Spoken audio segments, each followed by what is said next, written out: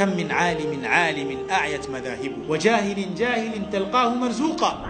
Ni wangapi katika wasomi wamekosa namna za kutafutia riziki, na wengine wana degree za uchumi lakini hawana uchumi. Hawa ni wengi mno. Na kuna wajinga wa kupindukia lakini riziki zao mashaallah pana kunjufu. Walau kanat al-arzaqu tajri ala al-hija halakna idhan min jahlihinna al-bahaimu. Na leo ingelikuwa riziki zinakwenda kwa mujibu wa usomi na utaalamu, wanyama hawa wasingeambulia kitu.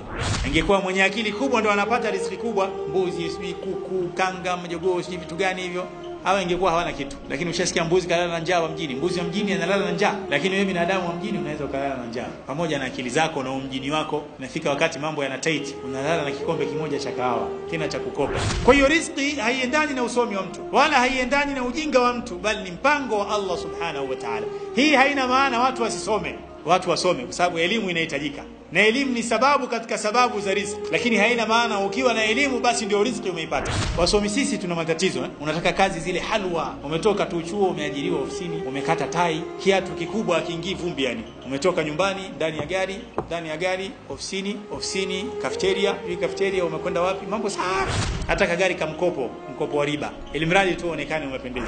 Yani haya maisha hii ya kuonekana yanatugharimu sana. Unataka uonekane smart, umependeza na hali yako ngumu. Angalia mtu kaajiriwa, tukadiria anapewa mshahara 600. Amekopa gari benki, kila mwezi wanamkata 300. Ndio watu wanavyoishi. Sio kaona mtu na gari kubwa kumbe bado mkopo. Ngoja kinuke huko ndio utakuja kujua kilicho chake na ambacho sio chake. Asubuhi unatoka kwenda kazini na gari, kuna 10,000 ya mafuta. Maana utaki kupanda dalala, msukumano ule nini na nini. Ukifika gari yako pale ofisini kuna muosha magari. Gari moja anapewa shilingi ngapi? 2,000. Nyinyi mna oda maalum ofisini, ikifika break time mnaletewa matunda. Mchana mnaingia hoteli Matawi, unakula lunch 10,000. Alafu huyu ambaye umemwacha asafishe gari, pale ofisini kwenu kuna gari 20 zinapaki kwa siku, zote anasafisha yeye. Kila gari moja 2,000. Maana kwa siku ana shilingi ngapi? 40,000 mara 30. Nani bosi? Huyu anaosha gari au wewe ofisini? Anaosha gari ndio bosi.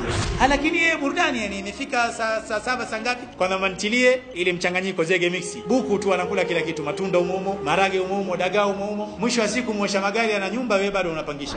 Ndio uhalisia huo. Kwa ile kutaka nini luxury life. Yani na usomi wako lakini bado akili imekaa hivi yani. Mara nyingine manake mtu hulazimisha kazi yenye muonekano mzuri hata kama ina kipato duni, ili mradi tu aonekane yuko katika mazingira mazuri. Fanya kazi, jitahidi, lakini kazi zako ziwe ni kazi za nini? Kazi za halali, na uridhike na kile ambacho Allah subhanahu wa ta'ala atakuruzuku.